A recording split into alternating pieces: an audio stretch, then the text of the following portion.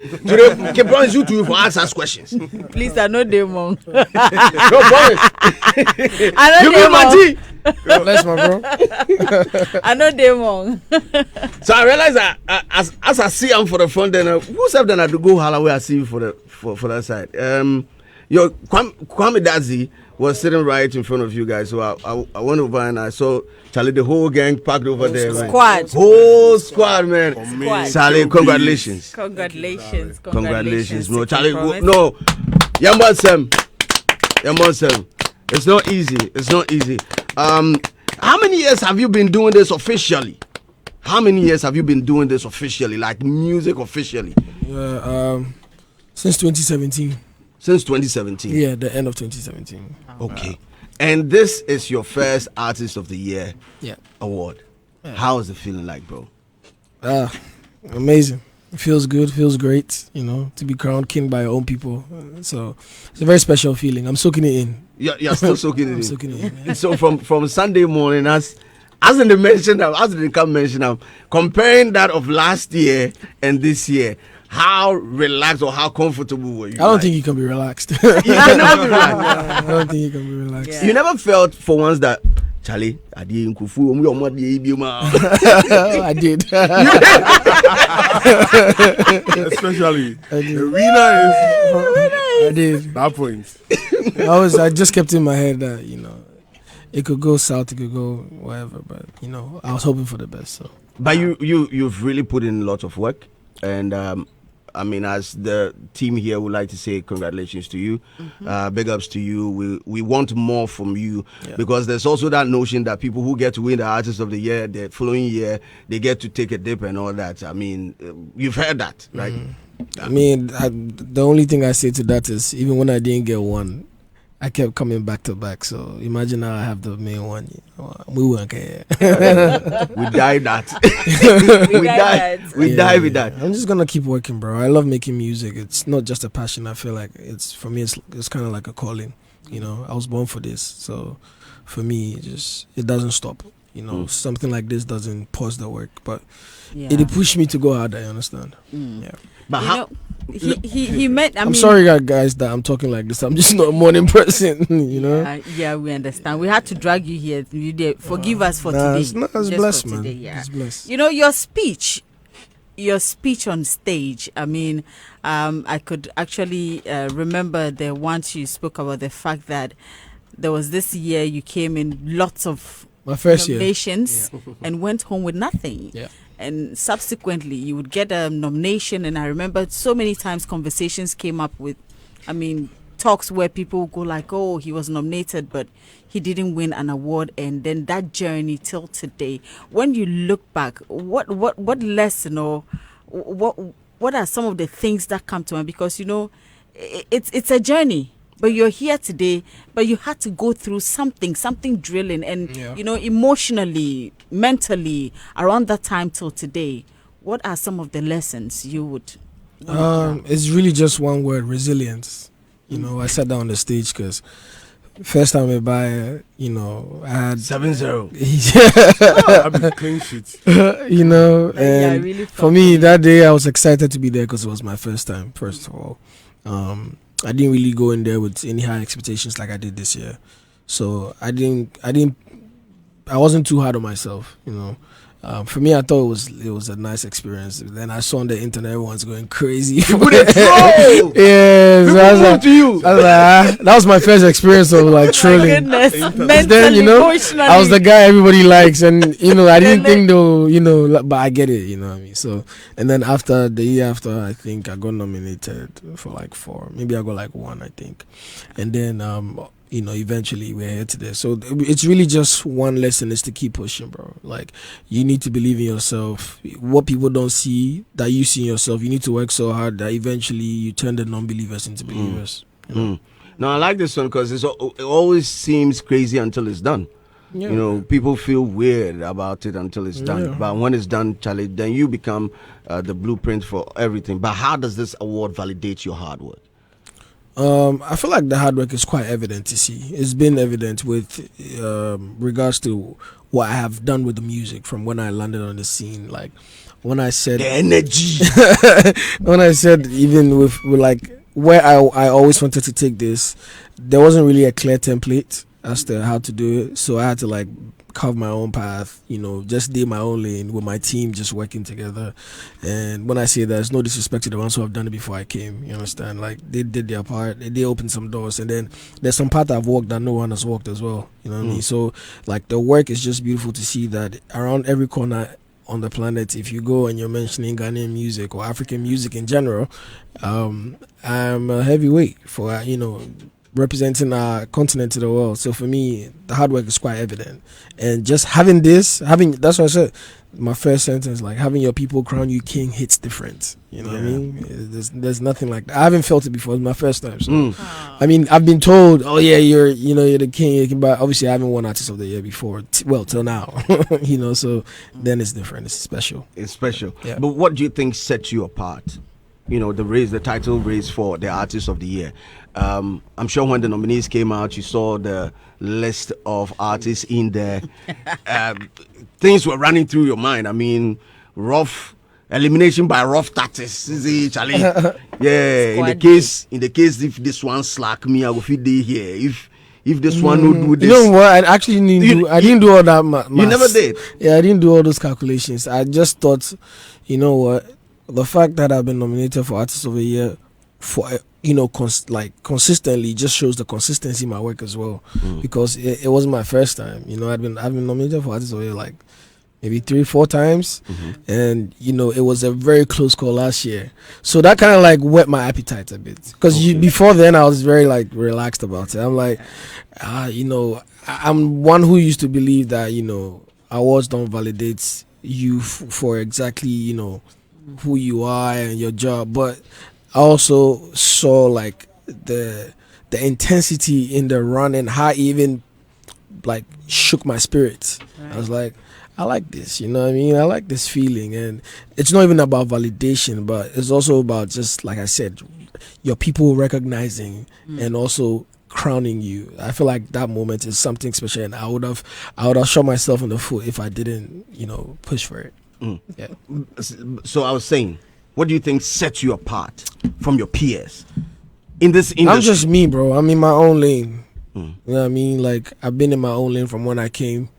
Like I said, even template-wise, how I had yeah, and the next year I was already on a world tour. You know what I mean? So it was like I came 2017, 2018, I was already on the world tour, which was, for some people they'll say it's quite early, but in my first year I had Promised Land. I had my first festival already. So it's like from when I came, I already had my sights set on global dominance.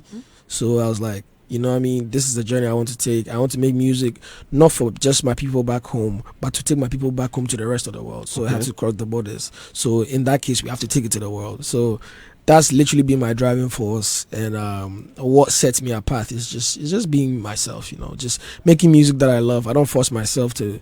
I don't go to the studio and be like, I have to make a hit today. Like, I don't follow no trends. No, I just go to the studio. I have to make music that I love, and it has to be real, because like I said, like, this talent is God-given, you know what I mean? Like, he knows the story even before we are writing it now. So for me, I try to enjoy the best out of what I do. Okay. I try to be very intentional with, everything I do.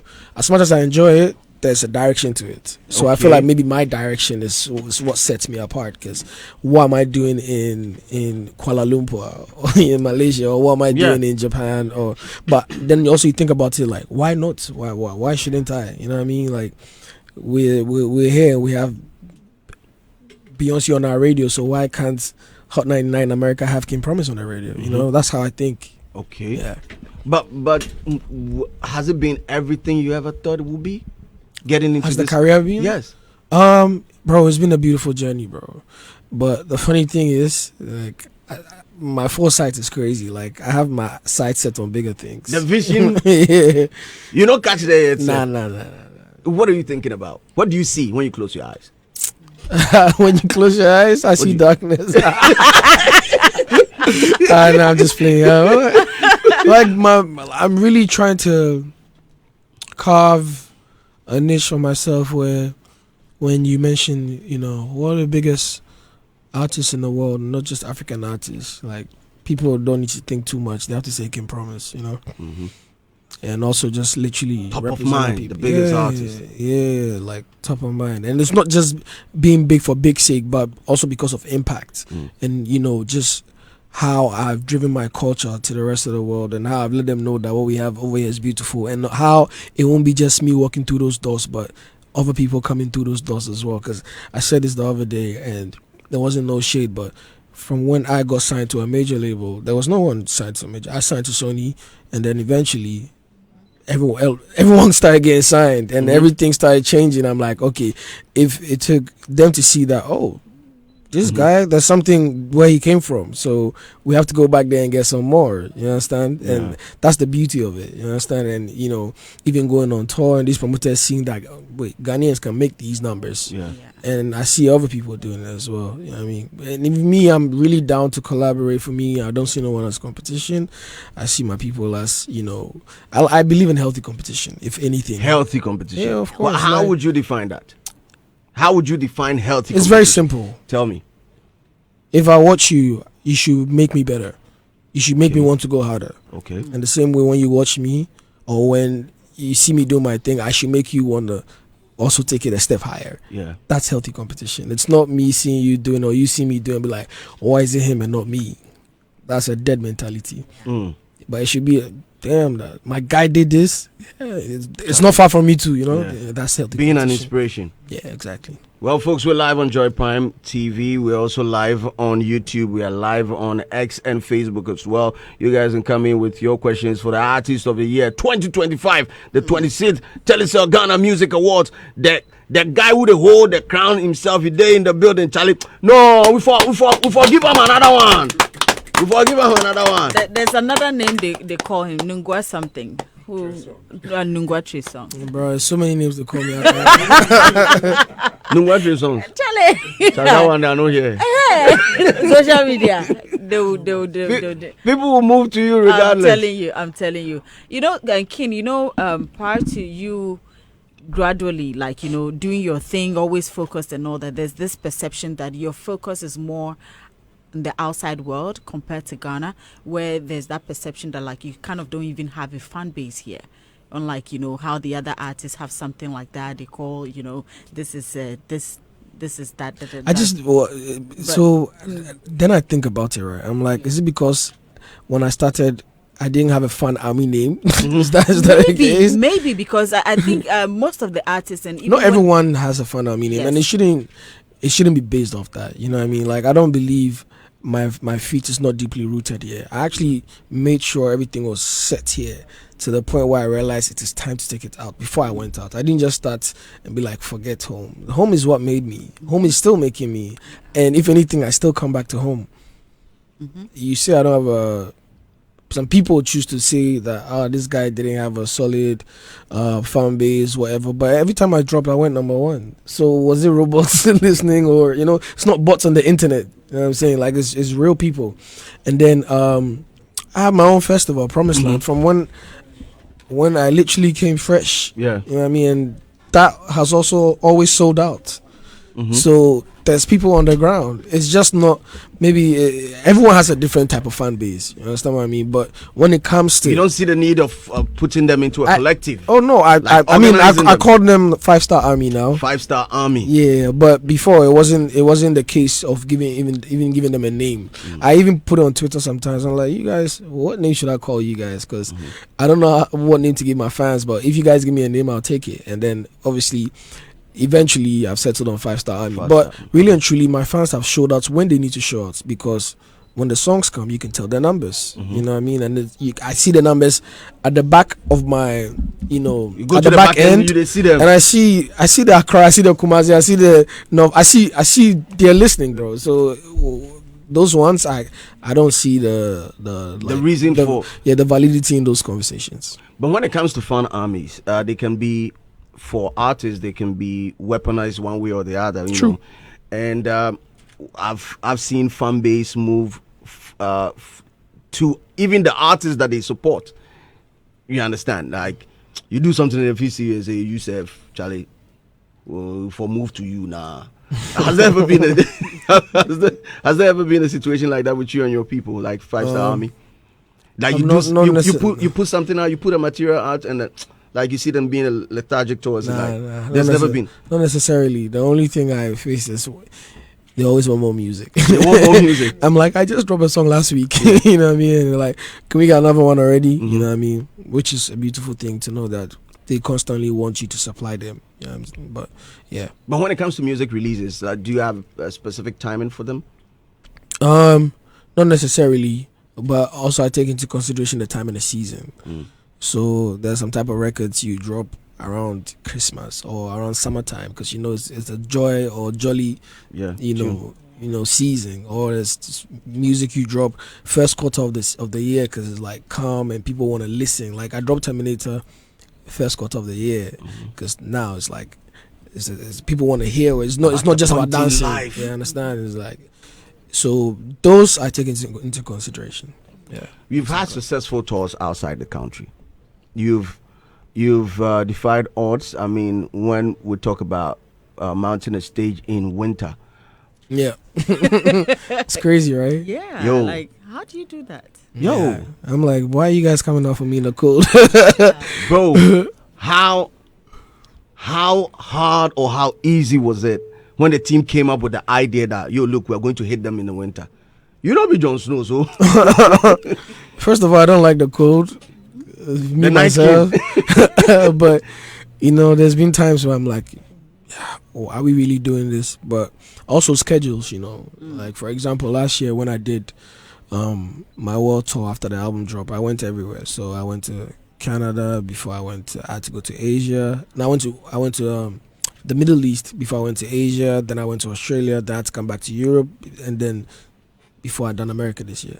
And you can't do all of those in a specific time. It has to be spread across, and it only happened that available time I had to do Europe was almost winter time. So I was like, yeah, we'll do it. Like I believe my fans will come out, like, but you don't do a show around that time. Like it's cold and everyone's just trying to work and go home.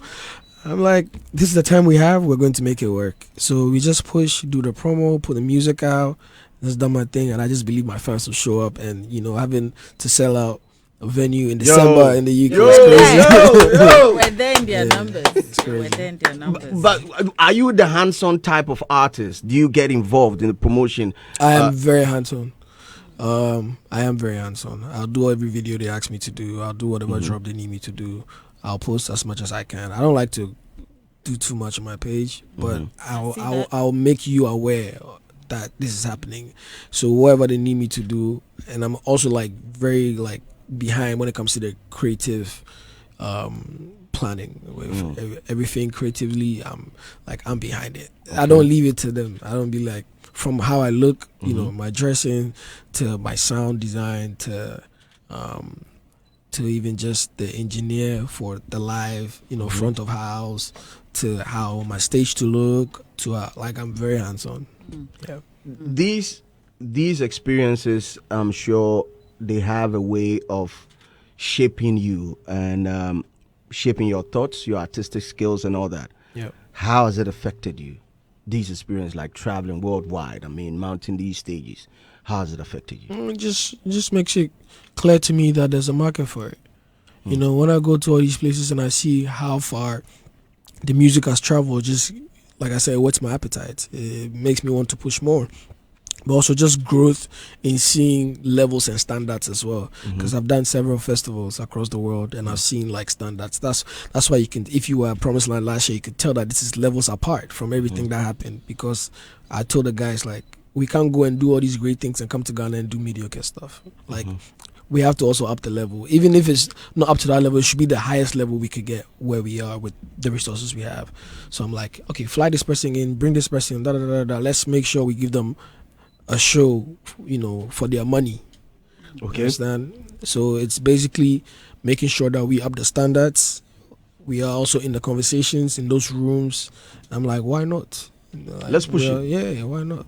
But these experiences, when you compare that to Charlie, what we have here, and setting up for an event. I mean, let's even zone in on events, right? You've seen big stages. You've seen how they're being managed, like backstage and also on the main stage, in dealing with you as an artist and even dealing with your management. Are we on the right course here in Ghana? Are we on the right course? I mean, if you compare, it won't be fair. But that's what I'm saying. Are we on the right course? And there's more we can do. Okay, so should what I put it that way? Great. There's more we can do with regards to professionalism. Mm-hmm. I feel like that's the first thing, being very professional. Also, just being more visionary as to where this can go and how far it should go. Because usually it's like you see a show and I see like a statement. People just see like a show, people just coming together and playing and going, but I see something that could start a whole movement. It's really like just expanding our mindsets and knowing that these things that we're doing actually will influence generations. So when we're doing it, we should do it to the best of our ability. You understand what I'm saying? So even with, like, we shouldn't take things for granted. That's what I mean by professionalism as well, because a lot of things that could be handled better maybe are not. But I feel like it's gone to the point where our shows are also leveling up.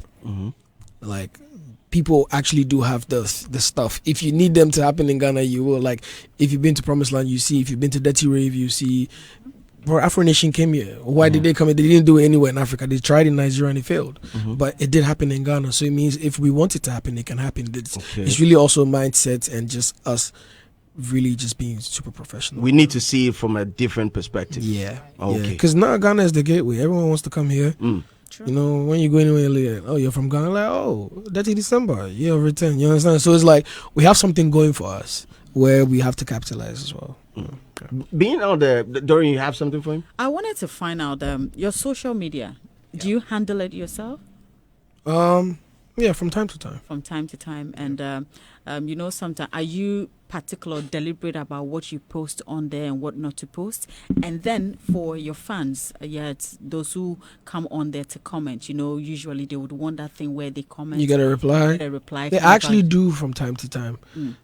Sometimes I just open my, because it can be a lot, Like, it really can be a lot. Go blow up. Yeah, you have almost 2 million followers on Instagram, almost 2 million on Twitter. You have over 1 million on Facebook. You have like 1 million stuff. It's a lot of people. So you can't reply everybody. But when I do open my Instagram and I check my DMs, I do reply sometimes. I do show people love. Like, I do, because sometimes just a text that will make someone stay. You know what I mean? Sometimes it's just a like. Sometimes it's just a comment. And I don't see no big deal in throwing a comment in there. I don't see no big deal in saying, thank you for the love, or I love you back. I don't see the big deal in all of that. So I do it from time to time. And sometimes it's even requests like, I need to pay my fees, so I need to do this and I need to do that. You don't even know the validity of what they're saying, if it's true or not, or it's just but sometimes I'm like, you know what, from in my heart, I think this lady who has to pay these school fees for her 2 children is true. So even if she's lying, in my heart, I've done the real thing, and I'll just do it. You know what I mean? So it's really just, I do it from time to time. You speak about all these things, and sometimes I wonder, you're one person who likes to be private about what you give to people. Literally, like, I can say the whole of Nungwa. I don't know who doesn't know how you give, especially the orphanage over there and then the kids and all that. You're very particular about that thing. I'm not saying that you should put it out there, but of course, I mean, sometimes it's just okay. We see some of these things, but you just want to keep it on the low. I mean, I do my best, and I don't believe in just shouting about it because you've done it.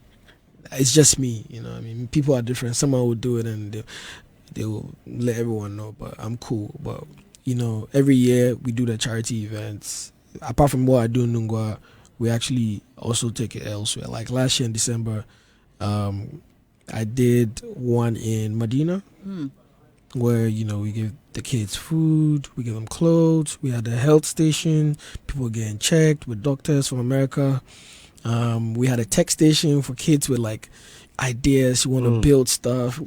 We had listen, it's something I have a passion for, so it will always happen. I always like give back, because it's just a blessing to be in a position where you can actually help, because I've been in a position where I there wasn't much of help for me myself, before I even blew up. I'm from Nungwa, it was limited resources. So if there's a case where, some money will change someone's life, or, just paying their fees, so keep them, keep them good, and it will change the trajectory of their lives. So, I'm blessed to be available to do that. You love kids. I do, but I don't have one yet. Plan to have one anytime 100%. Yeah, I definitely like to have a family eventually. Yeah. We can't wait. So I'm still a baby boy. with some of the charity things that you've been doing, I mean, you rather do it personal. I mean, intimate, quite intimate. You like that session? Yeah, some of them no one hears about, but the ones I do with my partners in America, we do announce it so that we can get the whole community to come out. Okay. From mothers to kids to the ones I do with my brands that I partner with. For example, when I went to Rage with EcoBank to pay for the mothers who just had kids and couldn't pay for the bills. That because we wanted to make sure that we are paying for the right people, so that they can also go on, because it's sad that you have to pay maybe some 500 or 1,000 cedis and you had a baby and you can't take the baby home to just be in your own bed. That was crazy. So like those ones that I do with my brands and stuff, you do hear of them, things I've done with like High Sense and all of that. But there are some ones that I don't do. Streets one with myself, I come out from pocket. Every day. You know they throw money. Me I be Mugu. Mugu, they be like, boys, they see me Mugu because every time they collect me. But I be cool, bro. But you don't believe in the because I'm saying this because you're cool with Shatta. Shatta has that, the vibe of throwing money out. You throw money. I mean, it's not that I haven't done it before. I have, but it's not my style like that. It's not your style. But I'll probably give you on a low rather than throw it. You go in for the Samijan fit type. That one, the personal. Go hold out. Kim Promise is our special guest this morning, Artist of the Year, the 26th Telecel Ghana Music Awards, and he's telling us that this is his first time winning it, and he is now soaking it in. Yes. Or embracing his. He the marinating body for the team inside. He's just gassing me early morning. I don't know why he's come to kill beats. Early morning, he's just shouting this. I'm like, bro, big ups to kill beats. He's a vibe.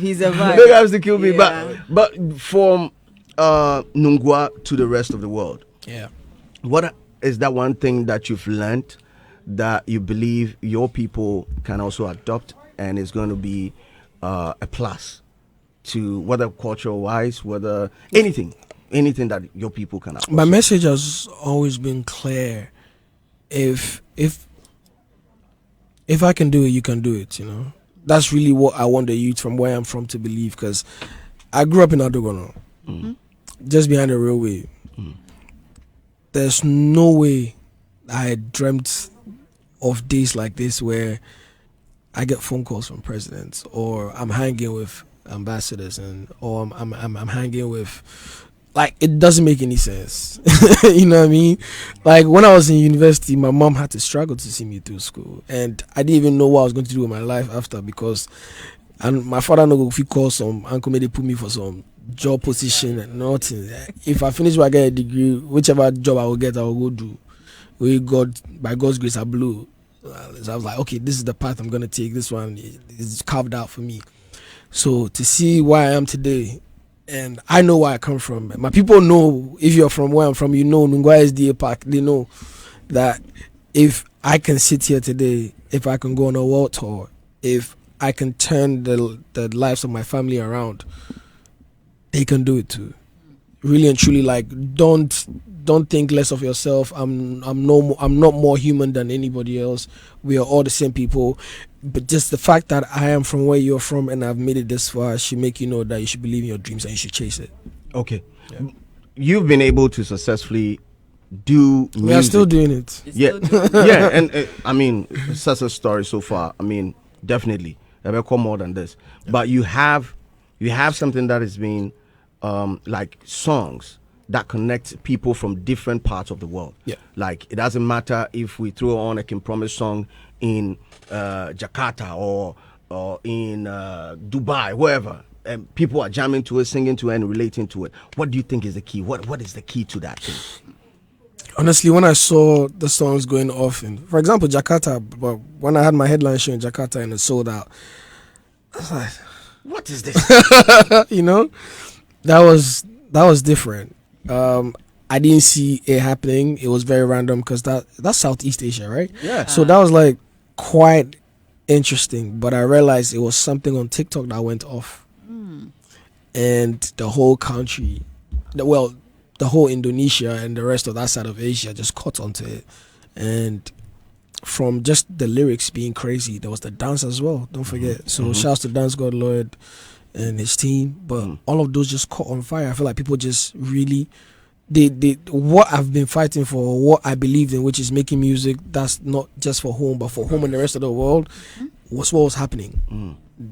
Usually it's happened in Europe a lot, you know. Like I would land in Amsterdam and like I'm number one on the radio. Like Tokyo was number one on the radio in Amsterdam. Commando was number one on the radio. So I'm like, that's Europe. They speak English, you know what I mean? And you know, it's like there's a lot of Africans in the diaspora who, you know, are out there. But Asia is different. So that was new. Yeah, quite surprising for me. And it wasn't like a feat anybody had done before. Because I saw that the biggest beach club in the world in Bali, it's like 5,000 people. You know what I mean? I'm like, it doesn't make no sense. I hadn't even done that in America yet. I still haven't done 5,000 in America. You know what I mean? So unless it's a festival, which I have, but I was like, this is something special, so we have to go there. You know what I mean? And then we went there and then we saw it. So, bro, like the feeling is just beautiful seeing, you know, what we're doing. I'm glad that the music is crossing the borders. It's really what I wanted. If I said I had an answer to all those questions, you don't know the key. It's just grace and people just loving my music, you know. Yeah. People keep saying hit songs are divine. Do you also want to stick to that notion? Yeah, music is spiritual, bro. It takes you out of a place, and also some can put you in a place. It could be nostalgic, where it will take you back to, you can remember exactly where you were when you heard it and how you felt. If it was a happy moment, you know. If it was an ex you used to be in bed with, you remember, like, I remember this was our song. You know what I mean? It is spiritual. Hard man! You know what I mean? And it could be when you were in high school and, you know, that was you and your best friend's song. You know what I mean? Or it really is spiritual and it is divine because it can uplift your mood. Even when you're sad, you're like, sometimes me, when I'm trying to sleep, I just put music on, I sleep. What type of music? Exactly. Oh, I listen to everything, bro. But I love R&B when I'm trying to sleep. Okay. Yeah. Your favorite R&B song? Oh, I have a few. Right, I have Top a three? few. I can't say song, but currently my favorite R&B artist has to be SZA. Obviously, I'm a big Drake fan. And Chris Brown. Yeah, You have any plans of international collaborations with these Yeah, artists? 100%. These are people like I'm looking forward to making some music with, honestly. Yeah, because I like to make music with people I'm a fan of. Like anybody you see me on a song with is somebody whose music I actually love. I just don't do it for numbers or because label put it together. You know, I've done it before and I wasn't happy with myself for doing it because we just did it because they were like, yeah, on this graph it makes sense. Yeah. And I This did person it. get numbers for here. Maybe it did work, but I didn't like the fact that I did it out of just doing it for doing it sake, not because I wanted to or I felt like it. So I pride myself in making music with people that I love, people whose music I'm a big fan of. You know? But I know most artists with big labels will sit down. I think Davido once said that when he had the deal with I think Sony or one of them labels, that was like, Charlie, we are putting you in a room with all these big. I fight them, bro. It's a fight. When I'm in I don't do label meetings. My managers do. But when I'm in the, like, whenever I get to London, I have to be in the label meeting. It's a fight. It's not a fight as in it's angry, but it's a fight because, like, I don't like. You don't want them to touch your. No, I don't want anyone to mess with my creativity. Like when it comes to my creative ideas, I want you to. It's good to advise me. It's good to direct me. But don't impose on me, you know what I mean? And the good thing is my label has always known that. So they leave me to do what I like. Like, no one tells me what kind of songs to make. You don't tell me to go and make hip-hop or R&B. They can say, what do you think of this? Do you want to try it? That's the most they will do. And if I like it, I will try it, you know. Or if I think what they're saying makes sense, or we actually, you can tell when they are hell bent on it, like, oh, you need to, then, you know, but I have freedom to create. And that even from Ghana, like, Kill Beats always made sure that I didn't have to make every song with Kill Beats, you know? Like, I made songs for other people that, you know, were hits, but whatever me and him made too were crazy, you understand? I hadn't made a song with Kill Beats for almost like a year, and then when we made Terminator, it just went off. You know what I mean? But I was still making music. I was making Perfect Combi with Guilty, or making Paris with Rage in Nigeria. So it's that creative freedom I've always had, and that I don't let go. Well, Kim Promise is still our special guest this morning, and we're live on Joy Prime. We're live on X, Facebook, and YouTube as well. So jump in. If you have a question, let us know. We will ask him. He is in the studio today. Kim Promise to you for Ask We Question some. Today to you for Ask We Question, and we. Sister, do you have something for? You know, King likes football too. Yes. I wanted to find out from, because every now and then sometimes he hangs out with some friends, they play football, they go to certain pitches. At least I know that the one in my area, they've been there. I haven't personally gone there to watch them, but football. Yeah, football. Yeah, the one where in Ghana. Yes, like you go on the pitch. I think the one. Yeah, I just played last week. Yeah, I know you like football, and I love it. A lot of people don't really know that, like, you do that. Yeah. But I wanted to find, like, the football. Do you choose the places to play, or you just like to be in your hood to do it? I really like to be in my hood to do it, so I used to go back to Nungwa a lot, or Sakumono to play. But these days, I don't have the time. So wherever I am, like if I'm in America, I play. There's one place I play in America, in Virginia, which is nice. My family is close to that, so that's okay. Or the new place I play is where the guys started playing, because I don't know how, but now Payday plays football. So Payday and Gomi. So before I came to Ghana, like, player, we get new park. When you come, we go park. Wow, so then I went with them, and it was nice. So yeah, I try to play whenever I can. I thought I would be a footballer, because that was one of my passions. Oh, really? Yeah. Position, Ben Albo? I'm a midfielder. Midfielder. Yeah. So Okay. I always love football. I always wanted. I like, if football doesn't work, then we'll try music. Yeah. Or we'll get a job. And then music worked, and then I was like, I'll forget the football, Yeah. But I've always stayed in touch with my football, my love for football, my love for Chelsea. Yeah, I have a lot of like great football players. Yeah, most of the boys. You didn't support Chelsea? Yeah, most of my boys who. Why are they laughing? No, I time for anybody.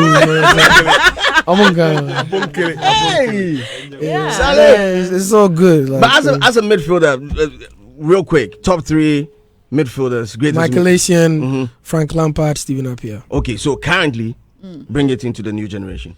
Currently, top 3 midfielders. I consider Cole Palmer a midfielder. You still? Yeah, I like Cole Palmer. I think he's a midfielder. I mean, he goes forward, but he's an attacking midfielder, which is fine. Caicedo. Okay. And hey, Charlie. Pedri is bad. Pedri. Yeah. He knows his football. Forget the story. We'll do you something for that. Chouameni. But with respect to football, Hits FM Rep Your Jersey is on, and I don't know the 2 teams that are in the finals for the UEFA Champions League. Yeah. We have Inter Milan, we have PSG going head to head. Who do you think is going to win? Oh. You know what? I don't be betting, or I don't be doing, because every time I choose something, I don't like someone to lose and I chose that person. I hate it. But if you're asking my team, the team that has the advantage of winning, bro, I feel like is equal because, mind you, Inter beat Barca. I wouldn't think that was gonna happen, but then you see the type they didn't beat us. It's Italian football, bro. They didn't beat you. They didn't beat us. It was tough. 3-3. Yes. 4 makes sense, but PSG as well are having the best time of their life right now. They're having a great season. They won the league. They hadn't lost in the league till they lost that game. That I think the 2 games ago. Yeah. So it's gonna be quite tight.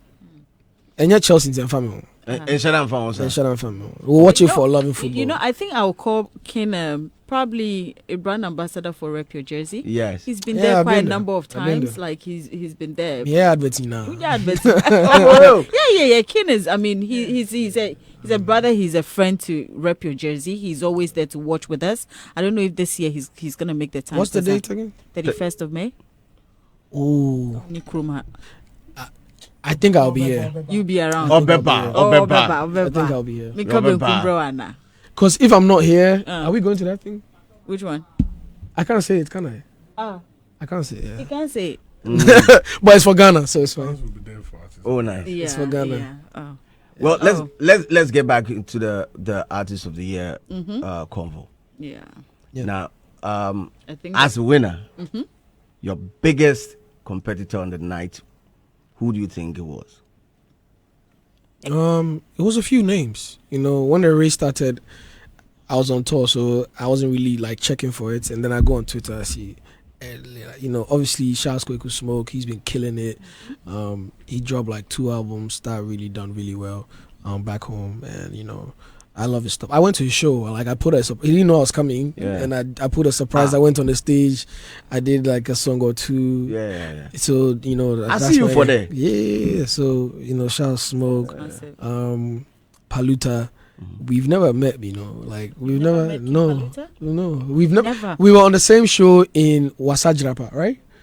And I think he performed before I went on, so I didn't see him. But I love his music. Like I was telling the guys, like that's my guy. You know what I mean? And also obviously Stoneboy as well. He was been doing this, you know, for you know a long time before we even started. So everyone on there, I feel like you know it deserved to be in there, and we're very very good, like healthy competitors. And I'm glad that you know it's a good sport. You know what I mean? What Okay. did you Good make of sport. the gospel aspect? I mean, Joe Metal was in the Team Eternity. Listen to the Shouts to music. Eternity. I really love what they done last year as well.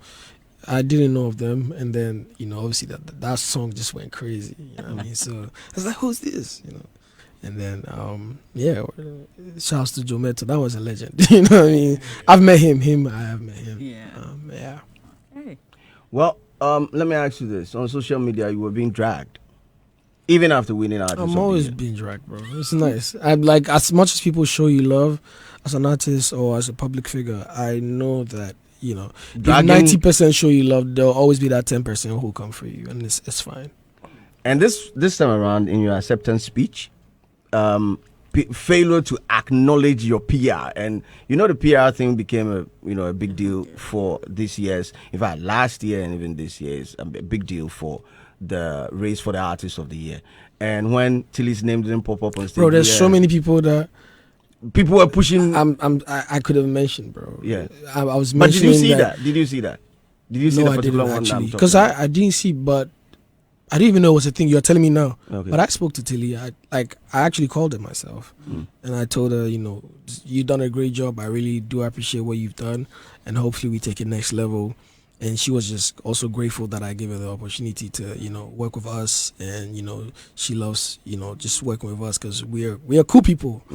And I told her, listen, you're with us, so you're good.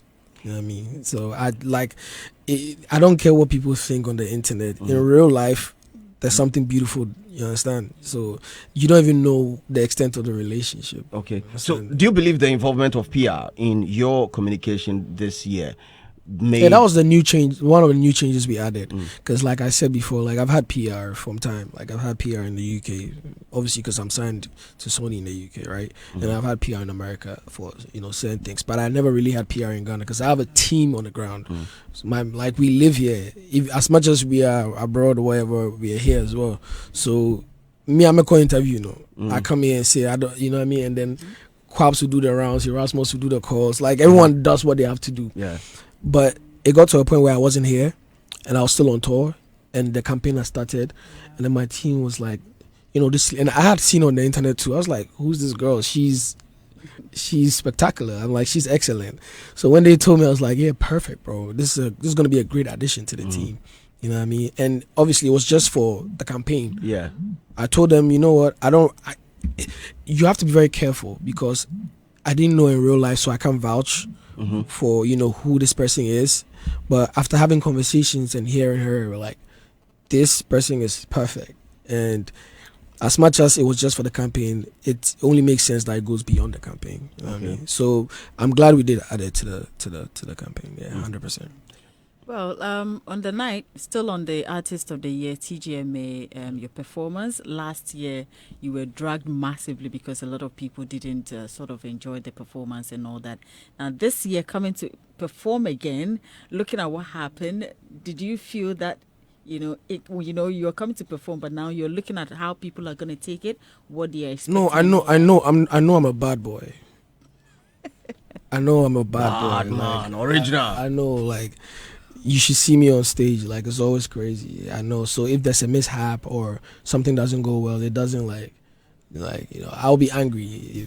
Inside me, I'm like, this shouldn't have gone this way, but it's life, Sometimes it won't go as we want it to go. I don't think anyone thinks for a fact that I wanted last year's performance to go as it went, because that wasn't the plan. So I was like, you need to give the people a run for their money. You know what I mean? You need to show that. For me, to myself, I'm like, you need to show them that you're a 5-star. You know what I mean? So then I showed them that I was 5-star. Like, if you see the performance, it's irregular. No, I loved it. So, like, literally, I had my team. I called my music director. I'm like, bro, you have to fly to Ghana. He's like, I can't fly because he's directing for Rema right now on tour. So I'm like, you know what? Let's do this.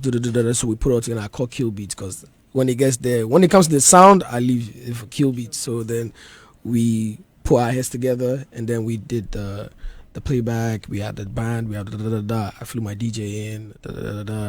And then we're like, let's give them a great performance. And then even just the creative input on stage, from the models doing the runway, the catwalk, and then the samba dancers like you're in Brazil. It added a lot of color. Dance God Lord. It added a lot of color. At that point, many people didn't flags. see him performing. Yeah. They were just hearing him. It was They were seeing different things. but yeah, we were like, we could drive me num, so I want to say that I'm gonna give you guys a Grammy performance. You're gonna feel like you're watching the Grammys. So I had no option than to give them, nothing less of that. And I always love a challenge. I love a competition. So yeah. And your outfits, the one you wore on the red carpet, what went into that, and then the one on stage as well. That was dope, bro. Yeah, Bill Gates was the one. I love cool stuff, man. I'm a cool kid, so I was like, today feels like draft day, and I'm gonna be the number one pick. I told myself, just like Kobe Bryant, Michael Jordan, whatever. This is draft day, and I'm gonna be the number one pick. So I dressed like I went for draft day. You know what I mean? And I'm glad, I did it because I feel like it was fly. I had some girls missing, like, that was cool. And then the one on stage is really just how I love to look all the time, comfortable. I like to look comfortable and just fly. I mean, like, I like the pants, I like my big boots. Well, you should see what he's wearing. You should see what he's wearing. Oh, for real? So beauural. These are fire. These are PDFs. I don't mean, I gotta put people on, bro. Airbag. I was some chair boys. Airbag. No, we can see. Airbag. Straight airbag. It don't feel safe. These are, you should Google what PDFs are. Okay. Yeah, it's like, and then also first made the Balenciaga by Sanan Crawford. I know Munim. But now everybody's they know that's it. Yeah. Might be the fufa ba mungusia. Come on, Sopa. Airbag. Bro. Yeah. Stoneboy has congratulated you. Have you seen it?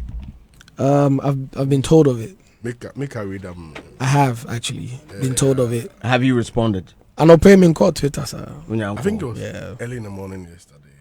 Was yesterday? Yeah, congratulations, I'm Kim Promise, on your win and on your. I was waiting for this. I told. Into the league. I told Gome.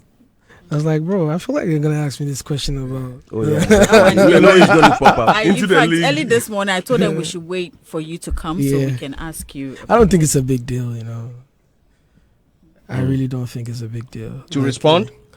Not about even responding, but because I have responded to a few. You know what I mean? Like the ones I saw when I went on the app, I responded to everyone. But I just haven't been on the app today. But obviously they were telling me about it.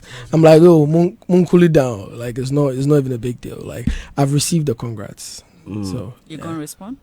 I've received the congrats. I don't want to talk about it. Yeah. I don't really think it's like anything to speak about.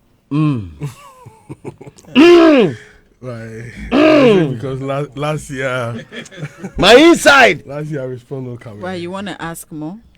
My inside. I'm just having issues. Drink some inside. water, bro. Yeah, I go drink them. But winning the artist of the year is no joke. Especially because you need to work harder to maintain the level. The year next year and all that. Yeah. And also inspire more people. But 100%. yeah, what is the team doing about it? Like, have you got Bro, to the drawing boards now? No, not even now. Before we won it, we already had plans.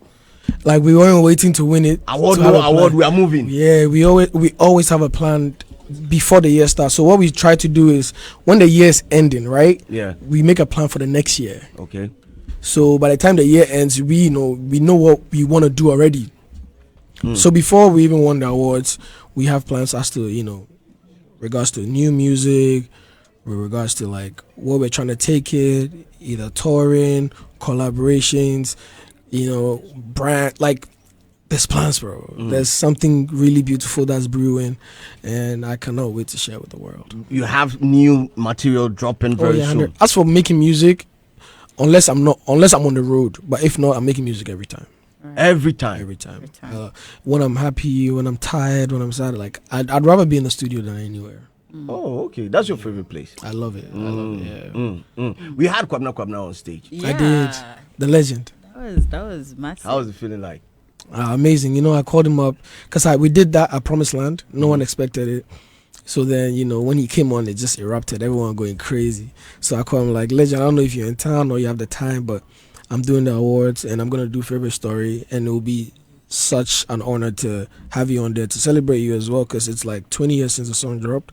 So it was only right to have the originator who inspired the song on there with me. So when I called him up, he said, yeah, Kashiwi Maba. So then we just connected the timing, and I'm glad he came. That's the number one, when it comes to the Galdem, The Galdem sugar. Yeah, I understand. That's the guy. So I'm glad we got I to think do that. you're on his upcoming 20th anniversary as well. That's the legend. Anything he wants, we do it. I think Kwabna mentioned that. Yeah. True. I think so when we had him in the studio. Yeah. Anything the legend wants, we do it. When I call on him, he's there for me. You know what I mean? So I have a message for you from DJ Mensa. Mensa is saying Tilly's addition to the team was a smartest move to amplify everything you've been building. Your performance this year was actually world class. But what made him so sure he was winning this time, especially after standing exact same spot a year ago? Stoneboy is just a year ago. Only to watch Stone take that from him. So what made you so sure that this year you were going to back? it was a mindset. It was a mindset. Yeah, because you're never so sure. Like you don't know the results, you don't know what's gonna happen. But in my mind, I couldn't defeat myself in my mind. You know what I mean? I couldn't say if I don't win. I told myself I'm not gonna say if I don't win. Why should I say that? It should be if I win. Yeah, so it was more of a mindset thing. So you had your own speech, everything prepared? So No, I didn't. So like I said on the stage, I did just like last year. I didn't prepare a speech, right? So we're going. QB said, "Me hopes I watch Ruby." He said, "Papa, I'm in church." He's like, "Yo, I have a feeling." So and QB's never really speaks on feelings. The way he does, he speaks. Yeah. So I have a feeling you're gonna just try to write something, and all I could think about was me saying what I said at the end of my speech, saying when I came here the first time 7 years ago, I had 2018? 2018, yeah. I had 7 nominations and I won 0. You should use, any young person watching me right now should use me as an example of resilience, because look at me today. I didn't stop. Whilst people laughed at me, it just served as fuel for me to work hard, because as it was funny to them, for me, I believe in God's timing. And look at me now. Today, I am the chosen one. Oh, Charlie. There are more messages here. I'd want to read them. If there are any questions or anything, Promise can actually answer them. More Town Extra says, ask him when he's going to reply to Stoneboy, which he's already answered that here on the show. Lace Nana, isn't Nana? Lace Nana says, salute from Afar Legendaries. Hashtag Ablekumanana Lace. Hashtag Get busy. You know Ablekumanana Lace, right? Get busy. Roderick says, Artist of the Year bagged. Next is Grammy. Kofi Yesu says, congrats, Mr. 5-star. This guy speaks very well. He's 5-star for a reason. Our Famous says that let your regime shine on them. Arthur says, best artist in Ghana. Kwesi Promise says, big congrats to my man. I'm a proud citizen of Promised Land, Nungwa. I wanted his name so bad that I changed my name, Kwesi Prince, to Kwesi Promise. I really love this man. Nana Kweku Legacy says, did he respond to Stoneboy's congratulatory message? He did. No, actually, he responded here. He's seen it. So just so you know. And Chobe responded. Okay. You people for cool down. Okay. Yeah. Prince Kuma Michael says, good morning, Hits FM. Shouts to King Promise. We rolled way back in Nungwa playing football at SDA Park with the boys. I don't know whether. Who would be that? SDA be my house in back. Right. Bafoche Victor says, Radio Guard, tell General to Artillery to his team. She done a massive job and she talks with facts and figures, not propaganda or misinformation. Artist of the Year indeed. Slim, invite him in the booth. Listening to you live at Swami Magazine. 5,000 Boy says, please ask King Promise, is he doing something for us this homo in Nungwa? Yeah, people want me to reveal all my secrets right now. Yeah. Okay. No, so I definitely try to do a show every year in Ngwa, a free show for the people. So that's definitely in the works this year, especially after, I have to take the award home. You know what I mean? I have to take it to my people. I have to present it to my people. So that's definitely there. Okay. Joseph Lawe says, good morning to Kim Promise. Prince Kuma Michael says, yes, I think I read that one. And then Wayne Patrick Ignatius Owusi says, please ask Kim Promise why he didn't thank or shout out King Sak when he won Artist of the Year, when he was giving his speech. I just saw that one too. People were sending me that. I spoke to King Sak though. Like, he was one of the first people to call me to congratulate me. Yeah, Sak hit me up first. He's like, he's super proud, and I told him, Godfather, I'm even just thankful that I can be in the position to make you proud, because it means the belief you had in me, I didn't put it to waste. You understand? And he's happy. Like, that's what I'm saying. People don't know what it is in real life. But they be on the internet, everyone says what they want to say. But in real life, we are happy. We're thankful. Like, two of the first people to hit me was Shatta. Shatta just sent me a short message. He's like, God did. That's what he said. It's like, God did. And then obviously Sock sent me like a lovely message, and I sent him a lovely message back. So anyone who knows me knows how much I love King Sock, man. That's family. You know what I mean? So. And then finally, Medallion Winner says, 2 questions for King Promise. Did he intentionally choose not to play live at the TGMA because of the technical hitches the previous year? And then 2, he says he has good songs with Stoneboy. Do they have unreleased songs? Like he's trying to say that you have unreleased songs with Stoneboy. So my set at the TGMA was between live and a DJ. It was intentional. You did a hybrid? Yeah. Hybrid. So that's what we did. So I wanted it to sound like the actual record and not too far away from the record. So you find a way to, mix it. Yeah, so that's what we did. It was the drums you hear were actually live. It was played live. Okay. The bass you hear was played live, but we also added the stems. Okay. On the record. So you do it that way to make. That's what Chris Brown does. That's what Drake does. Like, I feel like it's about time people get on that wave. You know what I mean? So there's that as well. I know people have been doing stems. People have been doing stems, but I was quite close to the stage, and I could feel that this one was a little bit different. It was like you took it up a notch. We had to that's what I'm saying. Everything I do on tour in America or in Europe, I'm like, we have to bring it back home. They have to feel this standard. You know what I mean? So I put together the Avengers and we try to make it happen. You understand what I mean? So yeah. And then the second one, he says, do you he has good songs with Stoneboy. They are unreleased. Do you have songs with Stoneboy? No, I don't. Okay. All right. So Medallion, there you go. Before I jump into the studio for everybody here to react, one quick one. You had DJ Abi Nice come in on your set. Yeah. And amongst the DJ community, I'm a DJ. People say, Charlie. But you have DJ Lord, Yeah. who's also your personal DJ. Yeah. So why was he on the set? What happened? I mean, we have a very smooth relationship. My DJs are actually very good friends. And they work together. Sometimes they play together even, and sometimes they do not. Lord wasn't available that day, but Lord was one of the first people to congratulate as well, because Lord was heavily campaigning on the internet. And RB respects Lord a lot. Lord also respects RB a lot. There are some places where, for example, because RB lives in America, so there are some places where me and RBB that Lord isn't, but we thank God that we have such a lovely relationship between the both of them. Like when I done the show, sometimes RB's in Ghana, Lord plays. Sometimes Lord is around, RB plays. So for us as a team, we're good. Everyone's fine. Yeah. Anyway, fans not catchy feeling. Fans no more catchy feelings, man. So I mean, bro, me and Laurie from Nungwa, that's my guy. You know what I mean? Yeah. Well, Adam, he's the best DJ in Ghana. Everyone knows that. He's won it how many times? Back to back. 4 times. Yeah, man. Top DJ. 5-star shit only. Adam.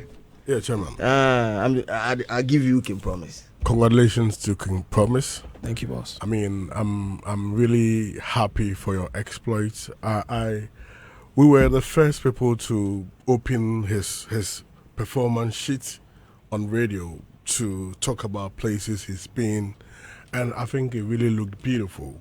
And it was why wherever I went, I was talking about that strength that he's indeed, shown that.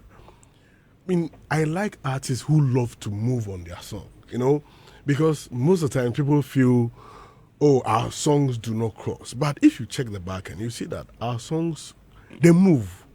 But the challenge is that some people do not move. So if artists look at the back end and they gather the courage to move, that is very commendable, because it's not easy. Even, putting up something locally, be joke. Then to move on and on and on. So, that is a good one, and I'll urge you to continuously push that agenda. Like you said, even before the Artist of the Year, you are working hard. Don't let this slow your moves. You need to keep the energy and keep the brand community very tight, because, this will be a very good addition to the brand, because if you go out there, you are being introduced, Ghana's Artist of the Year.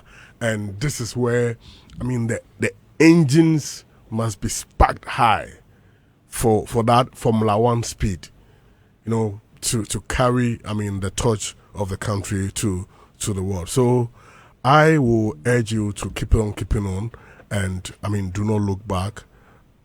And I know. Do not look back. Yeah.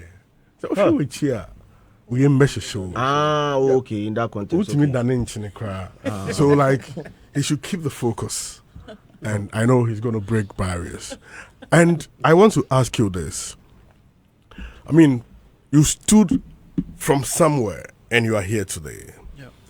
With your experiences, both locally and Ghana, at this point, you are like you said, you are the King Promise. They call you King. You've not won the Artist of the Year before, but now you won it. So you are the King now. King Promise. King Promise. Yes. What? That's how I say my name. Yeah. It's King. You get foresight. So what would you love to change about the Ghana music industry, which will positively impact the stakeholders in the industry? What to change there? I don't know about what to change, but what we can change as artists is to come together, bro. Really, we can't say Ghana to the world and be moving individually, which is what one thing I try to not do. I try to involve and engage my brothers in the industry from time to time. I've pulled up for everybody when they needed me. From time to time, I've done collaborations wherever anyone we need. Like even my last tour, I had my brother Darko with me. I've had Kwabena MP on tour with me before. I have had Olive the Boy. I have had Camido. Like whatever way where we can collaborate as a unit, because that's what our cousins in Nigeria do. You know what I mean? Like I remember when I was on tour, not this one, the one before. It was just me, the only Ghanaian on tour at the time. But then in the same states, there was Mayor Kum, there was Rema, there was this, and everyone was pulling up for everyone. It's like they were moving together as a unit and as a force, and it made stronger impact than just one person, and then I felt alone. So I believe it's about time we also come together and make music with each other. We need to push together as a unit, because they say prayer is the way it is. Yeah, it's hard to break it, but when we are together, you understand, that's one thing I really heavily believe in. We need to stop seeing each other as, competition, rather than letting it inspire ourselves. You know what I mean? Like, I'm not your enemy. You know what I mean? And this goes out to like people, like the mindset has to change. Where if you see your brother going on or doing something, it will say, be like, damn, my brother did this, I can do it too. Rather than, why is it him and not me? You understand what I mean? Yeah, bro. Does the O2 conversation cross your mind? 100%. I'd love to. And when it crosses your mind, what do you think about it? More work. We just have to work. Because what will take you there is hard work. And does it not look so close? It doesn't look far. It doesn't look close for us. It doesn't look far. It doesn't look far. It doesn't look far. I think it's highly possible. We've had the conversations about that a couple of times, actually. But I feel like in due time, in definitely due time. And have you heard of the first time the O2 was even done by Nigerians? It wasn't one person. It was a lot of them. It was like Wiz and Bernard and David and everyone. It was all of them. So I think we need to start thinking of, if there was any show, Ghanaian show right now, the O2 and had all of us on there, it's gonna sell out. So the promoters. It starts from us individuals ourselves, and then the promoters as well. A quick one. Have you heard of the Black Stars experience? And I mean, as somebody who loves to project Ghana, when you won, you said that you want to take Ghana to, project Ghana. I've been doing it already. Yes. So there is the launch of Black Stars experience, which is a nation branding. I mean, as somebody who loves to project our country out there, is there a way you think that artists like you can be properly engaged and briefed so that you'll be able to better represent that experience to the rest of the world? 100%. Any way in which I am needed, I'm ready to, lend my voice and my expertise as well. 100%. I'm down. Martinez. I like your name. Thank you. Martinez. Yeah. AKA Anti-Portuguese. Aswa Simon Cowell. Congratulations. Thank you, bro. I mean, I can see a lot of people are pleased. So far, I think you're one of the artists who had won, and there's no back and forth. I mean, like, deserve you. You hardly hear that. Because you're one of the artists who have really worked hard, and it's long overdue. You're also an artist who has come under heavy criticism when it comes to award involvements, especially campaigning for votes. I mean, we've discussed on shows. People look at your talent and feel like, Charlie King promises more. Yeah, he's not really into it. People even believe you've adopted the R2B style. But last year, this year, I think your involvement has been very, very, very, very great. And for me, I'm very proud of it because, look, we believe, even DJ Slim made that assertion a few days ago, that artists who actually don't involve his or herself or show interest shouldn't be awarded. And so the hard work you've shown has really paid. From last year, you didn't relax. You still went extra mile to prove yourself that, you are really one of the artists to be looked at. So do you think if you had not won this year, it would have been an unfair treatment? I guess we'll never know. We'll never know. We'll never know. I like that. Portfolio. So one more question. Oh, Charlie. One more. One at a time. Do you think winning Artist of the Year puts pressure on the artist to maintain that height and, project his or her brand or the country in general to the world? I love representing my people.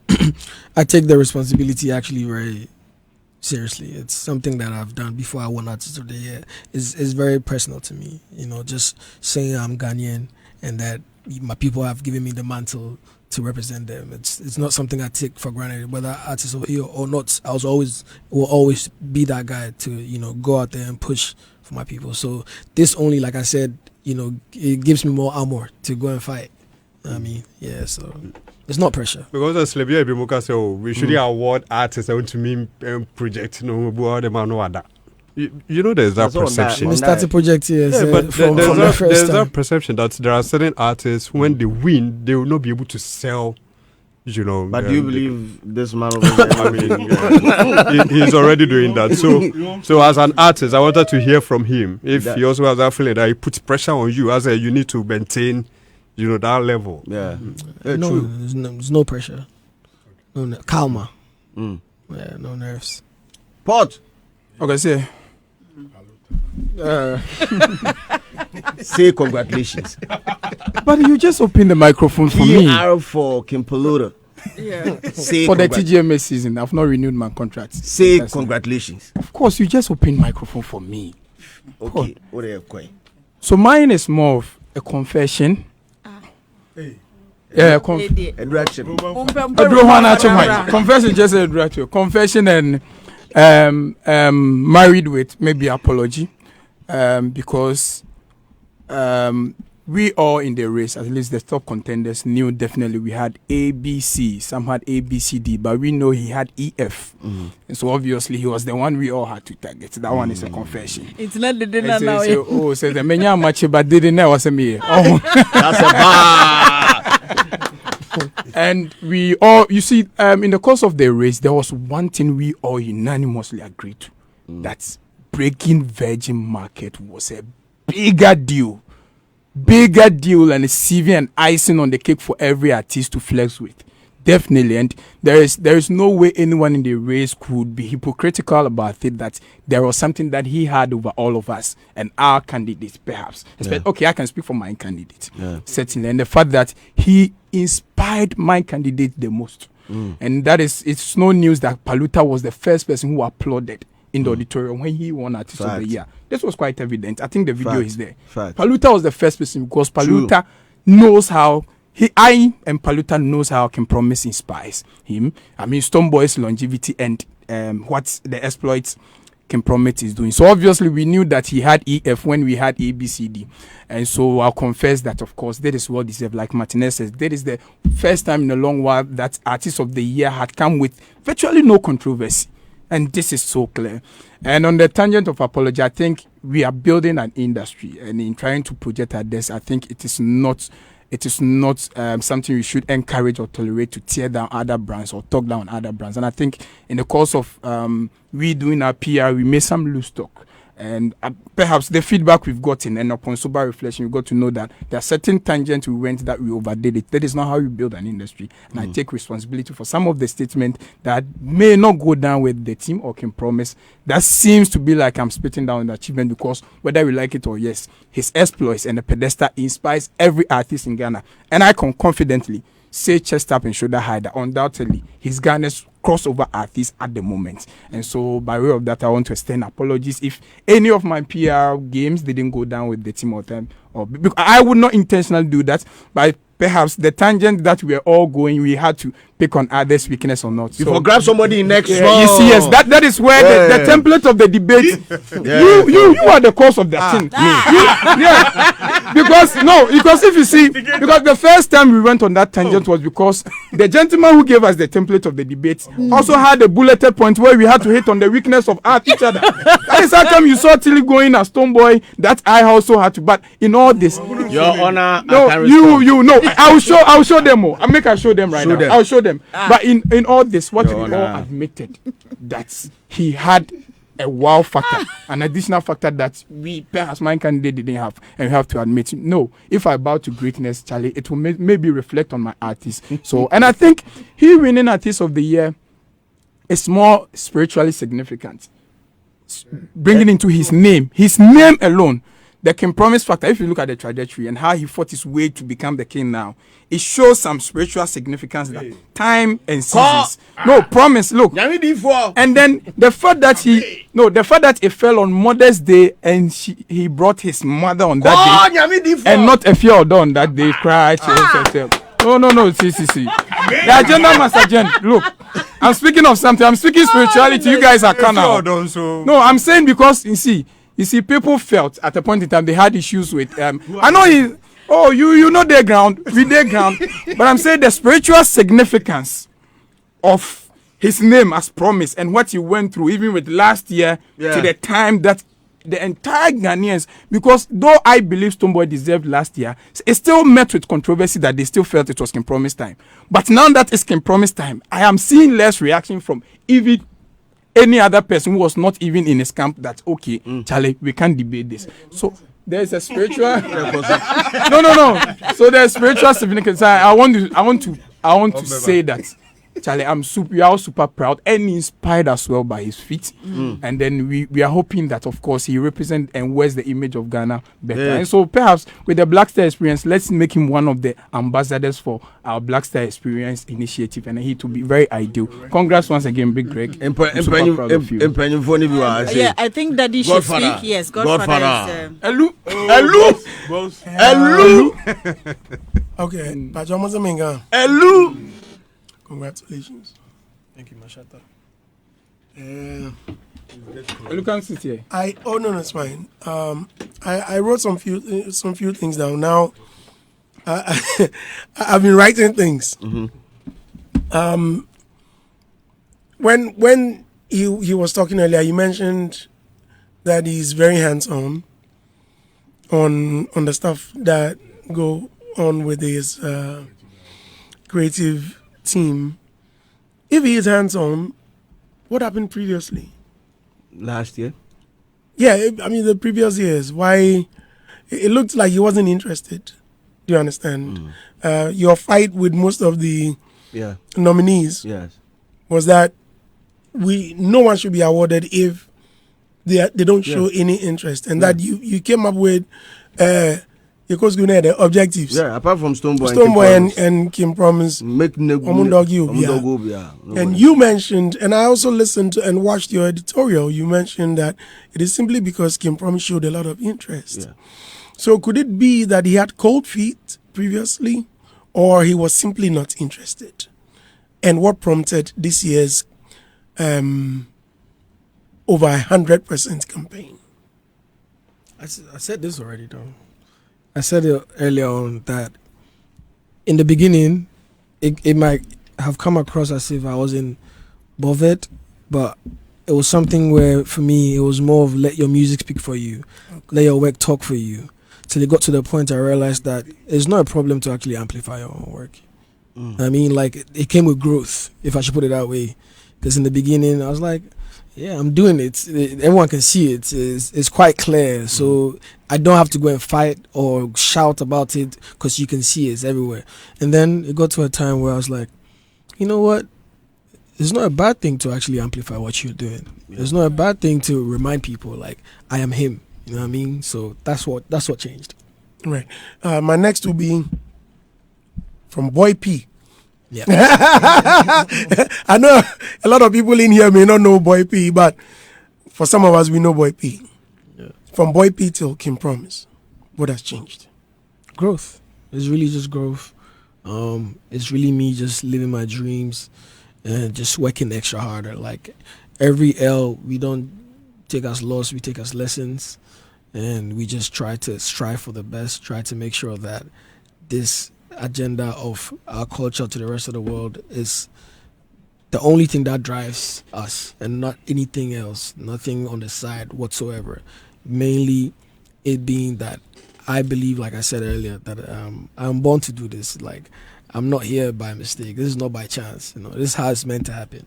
And I'm thankful to be in a position where I represent my people. So what's changed is a lot of growth, there's a lot of blessings, and there's a lot of hard work.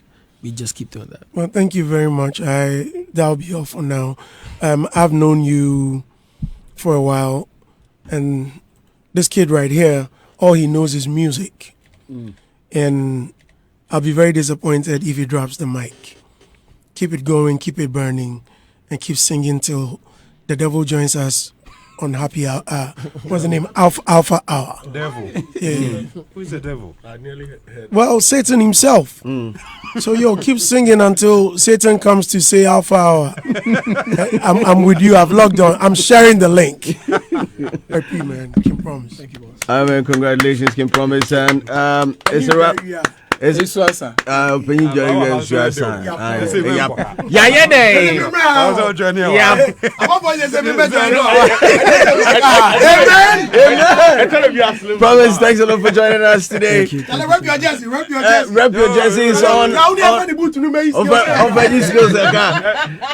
and on behalf of the production, we say thank you. Thank you so much for joining us this morning on Facebook, on X, on YouTube.